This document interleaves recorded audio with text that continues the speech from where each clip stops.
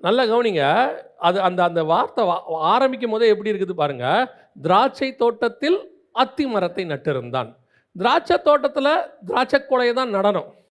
திராட்சை தோட்டத்தில் அத்தி மரத்தை ஏன் இவன் நட்டான் அப்படின்னு சொல்லி பார்த்தீங்கன்னு சொன்னால், அது ஓமைனா பரலோகத்தினுடைய ரகசியம்னு அர்த்தம். அப்போ ஏன் அந்த திராட்சை தோட்டத்தில் அத்தி மரத்தை நட்டான் அப்படின்னா, முதல்ல திராட்சை தோட்டம்னா என்னன்னு நமக்கு தெரியணும். ஏசாயா தீர்க்கதரிசன புஸ்தகம் 5ஆம் அதிகாரம் 7வது வசனம் வாசிங்க. சேனைகளின் கர்த்தருடைய திராட்சை தோட்டம் இஸ்ரவேலின் வம்சமே. அப்போ சேனைகளின் கர்த்தருடைய திராட்சை தோட்டம் என்பது என்ன? இஸ்ரவேலின் வம்சம். இப்போ அந்த இடத்தில் கொண்டு வந்து இவர் அத்தி மரத்தை நடுகிறார். அத்தி மரத்தை நட்டு அதனிடத்துல கனிகளை எதிர்பார்க்கிறார். அதான் தேவன் எதிர்பார்க்கிறதான மிக முக்கியமான காரியம். ஆனால் ஏன் இந்த அத்தி மரத்தை நட்டு கனிகளை எதிர்பார்த்தார் என்று சொன்னால், 2வது வசனம் ஏசாயா 5:2, நல்ல திராட்சை பழங்களை தரும் என்று காத்திருந்தார். அதான் இஸ்ரவேல் ஜனங்கிட்ட கர்த்தர் எக்ஸ்பெக்ட் பண்ணது. நல்ல திராட்சை பழங்களை தரும் என்று காத்திருந்தார். நல்ல திராட்சை பழம்னா என்ன, எதை குறிக்குது? நல்ல கனிகள் என்பது எதை குறிக்கிறது? அதே அதிகாரம் 7ஆம் வசனம் வாசிங்க. நல்ல கனி என்பது என்ன? அவர் நியாயத்திற்கு காத்திருந்தார். கசப்பான கனி என்ன? கொடுமை. அடுத்து நல்ல கனி என்பது நீதி, முறைப்பாடு என்பது கசப்பான கனி. அந்த 5:2 சொல்றாரு, அவர் நல்ல கனிக்கு காத்திருந்தார், அதுவோ கசப்பான கனிகளை கொடுத்தது. நல்ல கனி என்பது என்ன? நீதியும் நியாயமும். கசப்பான கனி என்ன? கொடுமை, முறைப்பாடு. அப்போ இந்த திராட்சை தோட்டத்துக்கிட்ட இஸ்ரவேல் ஜனங்கிட்ட கர்த்தர் எதிர்பார்த்த மிக முக்கியமான விஷயம் என்னன்னா, நீதி நியாயம். ஒரு நீதியோடு கூட ஒரு நியாயத்தோடு கூட இருக்க வேண்டும். நீங்கள் பழைய ஏற்பாடு முழுக்க பாருங்க, கர்த்தர் எதிர்பார்க்குற நீதி நியாயம் என்னங்கிறது அழகாக புரியும். அவர்கிட்ட உலக பிரகாரமாயும் ஸ்பிரிச்சுவலாயும் நீதி நியாயத்தை எதிர்பார்ப்பார். அதாவது கீழ்ப்படிதல், இது போன்ற நீதிகளும் இருக்குது. அவன் விசுவாசித்தான், நீதியாக எண்ணப்பட்டது, இதுவும் இருக்கு. அதே நேரத்தில் எளியோரை போஷியாததையும் கர்த்தர் நீதியாக பார்க்கிறார். நீ உங்கள்கிட்ட நிறைய ஆகார திரட்சி இருந்துச்சு. சோதோம் கொமாராவை பற்றி சொல்லும் போது, எசேக்கியேலில் சொல்லும்போது அவர் சொல்கிறாரு, நான் உங்கள்கிட்ட என்ன எதிர்பார்த்தேன், உங்கள்கிட்ட நிறைய ஆகார திரட்சி இருந்தது, நீ என்ன செய்யல, எளியோரின் கைகளை பலப்படுத்தவில்லை அப்படின்னு சொல்வார். அப்போ அதுவும் நீதியாக பார்க்கப்படுகிறது. அப்போ கர்த்தர் இஸ்ரவேல் ஜனங்கிட்ட சில நீதி நியாயங்களை எதிர்பார்த்து காத்திருந்த போது, அவர்களோ கசப்பான கனிகளை கொடுத்தார்கள். எதிர்பார்த்ததை செய்யல, கொடுமை, முறைப்பாடு. கர்த்தர் எவ்வளவு அவங்களுக்கு அற்புத அடையாளங்களை செஞ்சு அப்படியே மன்னாவை கொடுத்தாலும், மன்னா கொடுக்காட்டி ஒரு முறைப்பாடு. எங்களை கூப்பிட்டு வந்தீங்க, சாப்பாடே கொடுக்கல, ஒரு முறைப்பாடு. சரி, மன்னாவை கொடுத்தாச்சு. மன்னாவை கொடுத்த பிறகு ஒரு முறைப்பாடு, இதே தானா சாப்பாடு. சரி, கூட நான் வெஜிடேரியனையும் கொடுத்தாச்சு. இப்போ சொல்கிறான் தண்ணியே இல்லை. சரி, தண்ணியும் கொடுத்தாச்சு. கொஞ்ச நாள் சும்மா இருந்தான். அப்புறம் சொல்கிறான் எவ்வளோ தூரம் நடக்கிறது, என்ன இருக்குது, அந்த வழி அவர்களுக்கு மனமடிவாக்கிற்று அப்படின்னு இருக்குது. அப்படி எல்லாம் நல்லா கவனிச்சு பார்த்தீங்கன்னு சொன்னால், பல இடங்களில் அந்த முறைப்பாடு இருந்துக்கிட்டே இருக்கு. கர்த்தர் எவ்வளவோ காரியங்களை செய்தும் பல நேரங்களில் நம்முடைய குறைவுகள் என்று நாம் அவர்கிட்ட சொல்லுகிறதை அவர் நிறைவேற்றியாக்கி கொடுக்கிறார். அவர் பார்வைக்கு அது குறைவே கிடையாது. அவருக்கு ஏற்ற நேரம் வரும்போது என்ன செய்வார்? கொடுக்க தான் போகிறாரு. 2வது மாதம் நான் ஏற்கனவே உங்களுக்கு சொல்லியிருப்பேன் நினைக்கிறேன். அவங்க 1ஆம் மாதம் 14ஆம் தேதி புறப்பட்டாங்க. ஆபிப் மாதத்தில் அவங்க எகிப்திலேருந்து. 16ஆம் அதிகாரத்தில் நீங்கள் வாசித்து பார்த்தீங்கன்னா, 2ஆம் மாதம் 15ஆம் தேதி வரைக்கும் அவங்க வராங்க. வரும் வரைக்கும் அவர் ஆகாரத்தையும் அவங்களுக்கு கொடுக்கல, இவங்களும் கேட்கல. காரணம் என்னன்னா, எகிப்திலேருந்து கொண்டு வந்த மாவு அவங்க கையில் இருந்துச்சு. இப்போ தீர்ந்து போய் ஒரு நாள் ஆகுது. இவனை விட அவருக்கு நல்லா தெரியும் இவங்கிட்ட மாவு தீர்ந்தாதான் இவருக்கு கொடுக்கணும்னு. இவனும் மாவு இருக்கிற வரைக்கும் அவரை தேடவே இல்லை, அப்படியே விட்டுட்டான். ஆண்டவரை தேடவே இல்லை. அவர் பார்க்குறாரு, ஒரு நாள் வருவான் பையன், தீர்ந்து போன பிறகு கண்டிப்பாக நம்மக்கிட்ட தானே வருவான், எங்கே போக போகிறான் அப்படின்னு. கரெக்டாக தீர்ந்து வச்சு கர்த்தரை போக்கி கேட்கறத விட்டுட்டு முறைப்பாடு. அவர்கள் முறையிட்டார்கள் மோசேயின் இடத்துல போய், வனாந்தரத்தில் சாகடிக்கவா எங்களை கூட்டிகிட்டு வந்தீங்க அப்படின்னு சொல்லி. இப்போ சாப்பாடு கொடுத்தோன்னு கேட்குறான், வெறும் இதுதானா, நான் வெஜிடேரியன் கிடையாதா? இதுதான் முறைப்பாடு. தேவன் எதிர்பார்க்கிறது என்ன? போதும் என்ற மனதுடன் கூடிய தெய்வ பக்தியே மிகுந்த ஆதாயம். கர்த்தர் செய்த நன்மைகளுக்கு நான் எண்ணத்தை செலுத்துவேன், ரட்சிப்பின் பாத்திரத்தை கையில் எடுத்துக்கொண்டு தொழுது கொள்வேன். இதுவரைக்கும் செய்ததுக்கு நன்மை செலுத்துறதுக்கு வாய் வரல. நான் இப்போ சொல்கிறேன், ஆண்டவர் ரட்சிக்கப்பட்ட நாளிலிருந்து நம்மை காப்பாற்றுகிறார். ஆமாம் தானே? எத்தனை பேர் ஒத்துக்கிறீங்க? இல்லை, பிறந்த நாள்லேருந்து காப்பாற்றுறாரு. தாயின் கருவில் உருவாமலும் அவர் தானே காப்பாற்றினாரு. நமக்கு தான் ரட்சிப்பின் நாள் ஒன்று இருக்கு. நான் மறுபடி பிறந்தேன்னு வச்சிருக்கிறோம். அவர் பிறக்கிற நாள்லேருந்தே நம்மேல் கண்ணோக்கமாக இருந்தார். இந்த பிறக்கிற நாள் வரைக்கும் நமக்கு அவரை தெரியாது, ஆனால் அவருக்கு நம்மளை நல்லாவே தெரியும். அவர் பிறக்கும் போதே, தாயின் கருவில் இருக்கும் போதே எரேமியா தீர்க்கதரிசன் டிசைட் பண்ணிட்டார். பிறக்கும் போதே சிம்சோனை டிசைட் பண்ணிட்டார். பிறக்கும் போதே மோசையை டிசைன் பண்ணிட்டார். பிறக்கும் போதே இயேசுவை டிசைன் பண்ணிட்டார். அவருக்கு பிறக்கும் போதே தெரியும் என்ன ஆக போகுது ஏதாக போகுது. எனக்கு தான் அந்த நாள் வர வரைக்கும் வெயிட்டிங். அந்த நாள் வரும்போது எனக்கு என்ன ஆகுது தெரியுமா? இது வரைக்கும் நடத்தி கொண்டு வந்தாரு, இதுக்கு நான் நன்றி செலுத்துறதில்ல. இப்போ நான் எதுக்கு நடத்தி சொல்கிறேன்? ரட்சிக்கப்பட்ட அன்னையிலிருந்து ஆண்டவர் என்னை போஷித்தே வர்றார். சரி, அது கூட பரவாயில்லன்ட்டார் ஆண்டவர். ஓகேப்பா, இதுக்கு முன்னாடி நான் உன்னை காப்பாற்றலை, யாரோ காப்பாற்றிருப்பாங்க போல. ரட்சிக்கப்பட்ட அன்னைக்கு தான் புதுசாக உன்னை ஃபஸ்ட்டாக பார்த்தேன். சரி, அன்னையிலேருந்து காப்பாற்றுறேனே வச்சுக்கோயே அப்படின்ட்டார். அப்போவும் நம்ம பாருங்கள், ரட்சிக்கப்பட்ட அன்னையிலேருந்து ஒரு 2 வருஷம் 5 வருஷம் 10 வருஷம் அவர் தான் நடத்திக்கிட்டு வர்றாரு எல்லா நாளும். ஒரு 5 வருஷம் கழிச்சு ஒரு பிரச்சனை வரும்போது 5 வருஷம் நடத்துனதையே மறந்துடுவோம். எப்படி நடத்தி கொண்டு வந்தாருங்கிறது மறந்துடுவோம். சில நேரங்களில் கர்த்தர் பெருசாக செஞ்சால் தான் நமக்கு தெரியுது இல்லையா? கர்த்தர் மரித்தோரை உயிரோடு எழுப்பினார், பெருசாக தெரியுது. குஷ்டரோகியை சுகமாக்கினார், பெருசாக தெரியுது. நல்லா கவனிச்சு பாருங்க. இதெல்லாம் விட என்ன தெரியுமா? டெய்லி நிமிஷம் கர்த்தர் நம்மை நடத்தி கொண்டு தான் இருக்கிறார். ஏன்னா நம்மளை சுற்றி பிசாசு எவனை விழுங்கலாமோ என்று வகை தேடி சுற்றி திரிகிறான். ஒரு நிமிஷம் மட்டும் கர்த்தர் கை எடுத்தார்னு வச்சுக்கோங்க, இந்நேரம் தூளாக போயிருப்போம். நம்மெல்லாம் இருந்த இடமே காணாமல் போயிருக்கோம். அப்போ அந்த அளவுக்கு கர்த்தர் என்ன செஞ்சு வச்சிருக்கிறாரு? ஒவ்வொரு நாளும் பொக்கிஷமாக பாதுகாத்திருக்கிறாரு. ஆனால் முறைப்பாடு என்ன செய்வாரோ, ஏது செய்வாரோ, என்ன ஆகும் ஆண்டவரே ஒரு பதிலும் கொடுக்க மாட்டேங்கிறீங்க. ஆண்டவர் சொல்கிறாரு, இந்த முறைப்பாடை முதல்ல நிறுத்திடுங்க. ஏன்னா அந்த முறைப்பாடு ஒரு வகையான அவிசுவாசம். முறைப்பாடு என்பது என்ன? ஒரு வகையான அவிசுவாசம். எனக்கு ஒரு அங்கிளை தெரியும், இப்போ அவர் இல்லை, கர்த்தருக்குள்ள நிதிரை அடைஞ்சிட்டாரு. அவர் பிள்ளைங்க அழுதா அவருக்கு பிடிக்காது. நாங்கள் அவர் வீட்டில் தான் ஃபஸ்ட்டு வேலைக்கு சேர்ந்தேன் அவர்கிட்ட போய் நான். அப்புறம் அவங்க வீட்டில் ரொம்ப மகன் மாதிரி ஆயிட்டேன். அப்போ அவருக்கு பிடிக்காத ஒரு விஷயம் என்னன்னு கேட்டிங்கன்னா, பிள்ளைகள் அழுதா பிடிக்காது. ஏதோ ஒன்று பிள்ளைகள் கேட்பாங்க, கேட்டு அழுவாங்க. அழுத உடனே கோபமாக வெளியே வருவார் வீட்டை விட்டு. என்ன அங்கிள் ஆச்சு? அழுகுறாங்க ஜெகன் அப்படிம்பார். எனக்கு ஆச்சரியமாக இருக்கும். அழுதா நம்மளும் அழத்தானே செய்யணும், சோகமாக தானே வரணும். அப்பா பிள்ளை அழுதா என்ன ஆகும்? சோகமாக வரணும்ல. இவர் கோபமாக வருவார். எதுக்கு இப்போ அழுவுது அப்படின்னு கேட்பார். நான் ஏன் அங்கிள் அப்படின்னா, நான் எவ்வளவு செய்கிறேன் அத்தனை இவங்களுக்கு தானே செய்கிறேன். அப்போ நான் செய்ய மாட்டேன்றதுனால தானே அழுகுறாங்க அவங்க. என் மேல் நம்பிக்கை தான் என்ன செய்யாது, அழுவாது. எங்கள் அப்பா வாங்கி தருவார். அழுது தான் எங்கிட்ட வாங்கணுங்கிறது சரி கிடையாது, எங்கிட்ட அன்புல தான் வாங்கணும் அப்படிம்பாரு. நான் நினைக்கிறேன், ஒரு உலக பிரகாரமான தகப்பனுக்கே இப்படி ஒரு எண்ணம் இருக்குமானால் சர்வ வல்லமையுள்ள தேவனுக்கு எப்படி இருக்கும் பாருங்க.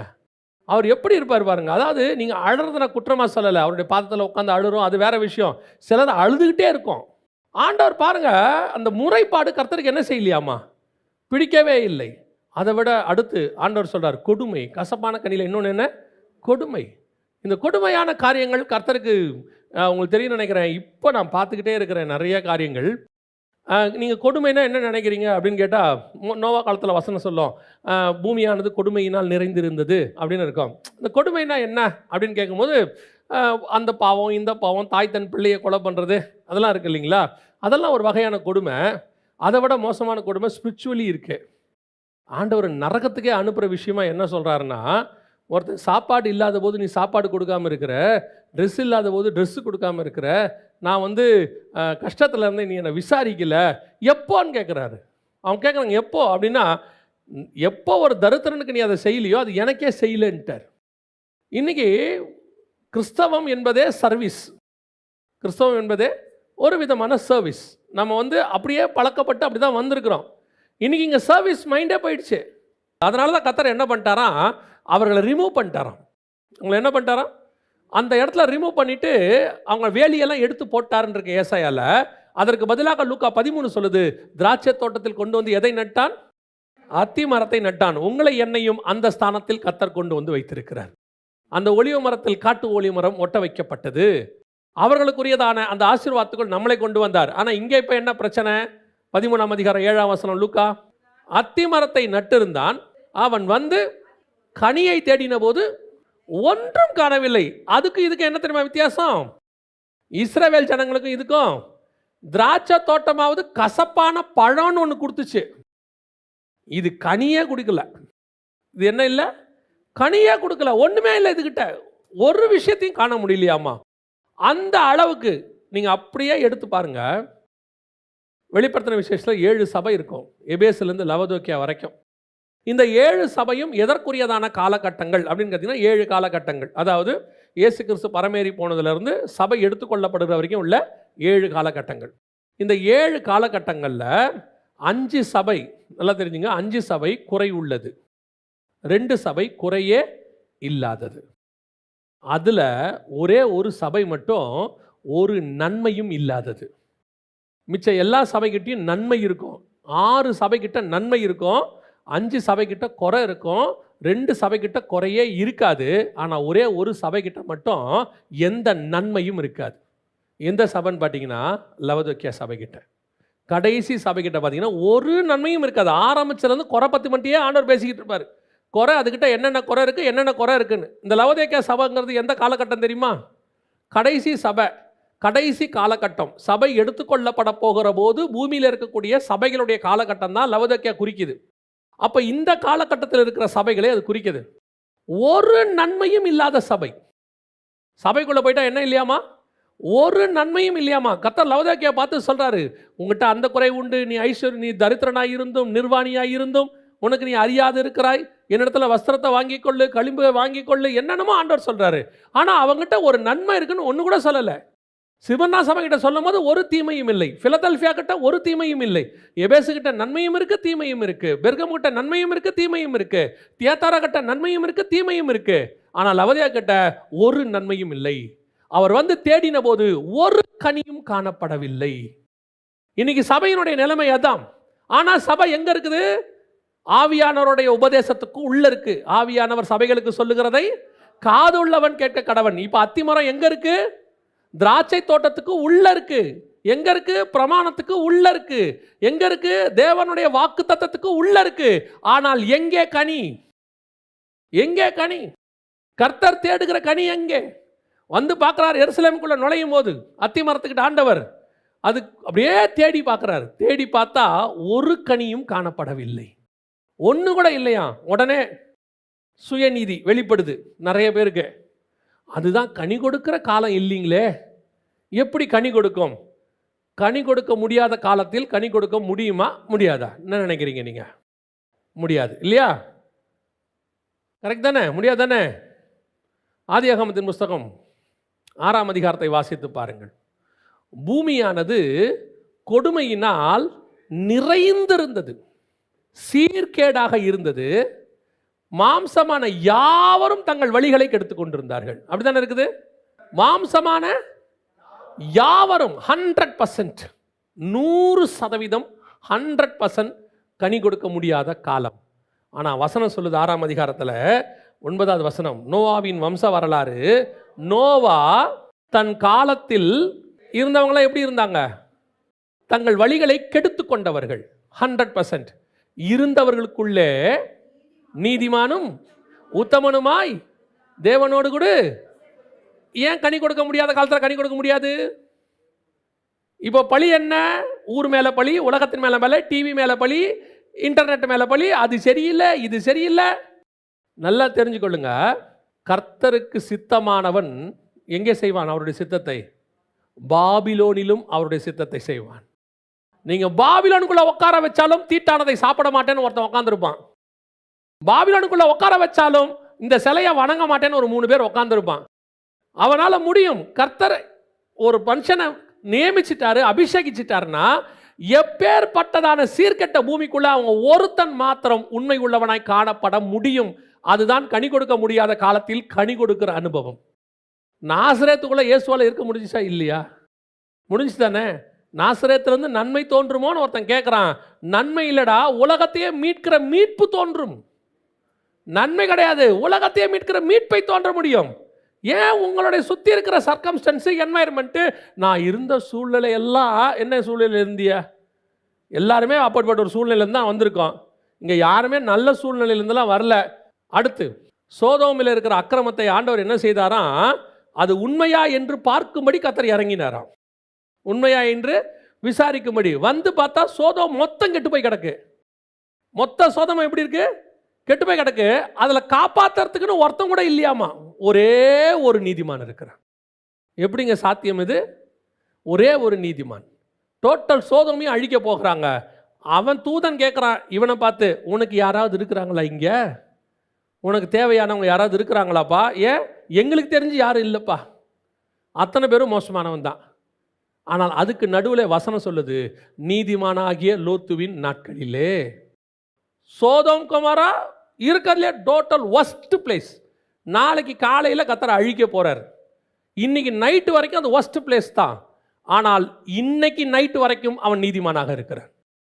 எவ்வளோ பெரிய விஷயம் பாருங்க. நியாய தீர்ப்பு தொடங்கிறதுக்கு முந்தின நிமிஷம் வரைக்கும் அவன் என்னவாக இருக்கிறான்? நீதிமானாக இருக்கிறான். பழியை தூக்கி யார் மேலே போடக்கூடாது. ஒரு நாளும் தன்னுடைய பாவத்தை ஒத்துக்கொள்ளுகிற சுபாவமே நம்மகிட்ட இருக்காது. யார் மேலேயாவது பழி, ஏன்பா பாவம் செஞ்ச, நான் செய்யலிங்க, அதான் காரணம், அவங்களால தான் செஞ்சேன், இவங்களால தான் செஞ்சேன், அதால தான் விழுந்த, அவங்களால தான் இப்படியான. யாராலையும் கிடையாது. யாரும் உங்களை வீழ்த்தவும் முடியாது, நீங்கள் விழுந்தால் ஒழிய. ஏன்னா உங்களுக்குள் இருக்கிற தேவன் அப்படிப்பட்டவர். தேவன் வல்லமை உள்ள தேவன். அதுதான் இங்கே ஆண்டவர் எதிர்பார்க்கிறார். கனி கொடுக்க முடியாத காலத்தில் கனி கொடுக்கிற ஒருத்தனை கர்த்தர் எதிர்பார்க்கிறார்.